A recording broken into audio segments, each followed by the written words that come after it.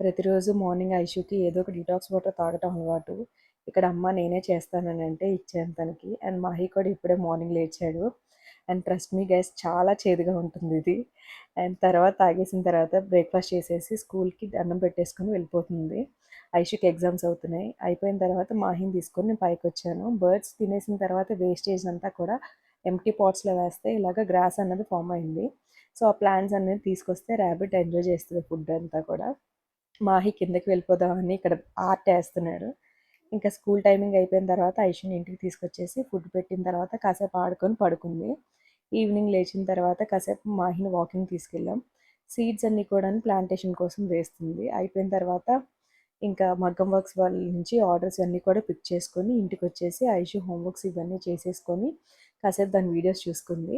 So full length blog అయితే మీకు యూట్యూబ్లో గో చెక్ ఇట్ అవుట్. మీకు నచ్చినట్టయితే కనుక సబ్స్క్రైబ్ చేసుకోవడం